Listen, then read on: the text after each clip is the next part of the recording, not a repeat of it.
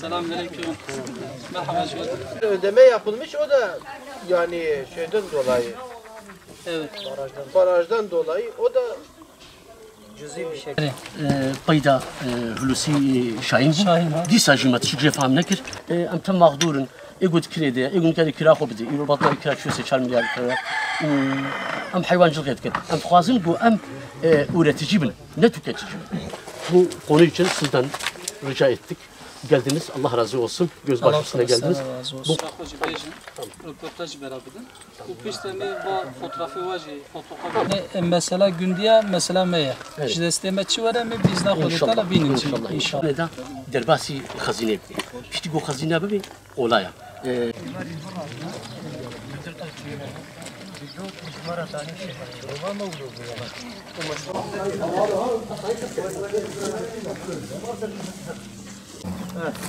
Haftaya mal verdi bu. 97'yi de az örnek koy bu.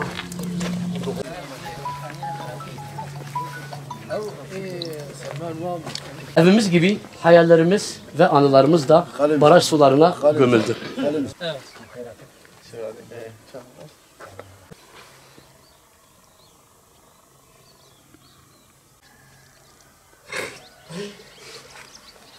Hüdapar olarak bizlere iletilen tüm sorunları önemsiyoruz. Bu kapsamda bize iletilen bir sorun oldu. Batman merkeze bağlı Oymataş köyünün soğuk su mezrasında köy mezrası Ilısu Barajı'nın altında kalmıştı. Bunun için köylüler mağduriyet yaşamıştı. Bu noktada mağduriyetlerinin giderilmesini talep etmişlerdi bizden. Bu sorunu gündeme getirmemizi istediler. Biz de bugün geldik heyetimizle beraber kardeşlerimizle, vatandaşlarımızla bir araya geldik. Sorunlarını dinledik. Tabi burada öne çıkan hususlardan bir tanesi şu. Köylülerimiz haklarında tam olarak kavuşmadıklarını ifade ediyorlar. Bu noktada yeni bir yerleşim yerinin kendilerine verilmesini istiyorlar. Yeni bir yerleşim yeri içinde gerekli girişimlerde bulunduklarını söylediler. Müdürlüklerle, valiliklerle görüşmeler yaptıklarını, girişimde bulunduklarını söylediler. Biz de geldik, hem yaşadıkları mağduriyeti gördük. Bu noktada araştırmalarımızı yapacağız ve ilgili kurumlarla, ilgili müdürlüklerle görüşmelerimizi yapacağız. Ve özellikle köylülerimizin şehirde bulundukları süreçte çok şehir hayatına alışamadıklarını da bildiğimizden dolayı bu noktada köylülerin tekrardan şehirden köye gelmesi için, yeni yerleşim yerlerine gelmesi için ne gerekiyorsa biz üzerimize düşeni yapacağız. Belirlenen yerlerde eğer uygunluk noktasında bir sıkıntı varsa, bir sorun varsa bunun giderilmesi ve yerleşim yerine hazır hale getirilmesi gerekmekte.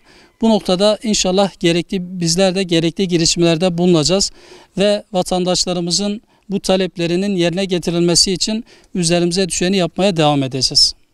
Batman merkeze bağlı Oymataş köyü soğuk su mezrasında doğdum, büyüdüm. Doğma büyüme buralıyım. Taleplerimiz şudur. Bu Ilısu Barajı'ndan dolayı istimlaklar oldu. Bu istimlaklar dolayı da sadece biz değil, bizim gibi binlerce köyler var. Tabii onların koşulları belki bizimkinden farklıdır. Bizim koşullarımız onlarınkinden de farklı olabilir. O ayrı bir durum. Ama biz yine aynı köyü özlediğimiz için biz köy hayatı istiyoruz. Yani biz şehir bize tamam, hani şehirsiz olmuyor ama köyde olmadan olmuyor. Yani biz çünkü burada doğmuşuz, büyümüşüz. Bizim cenazelerimiz burada, mezarlığımız burada. Her perşembe, her bayramda biz buradayız.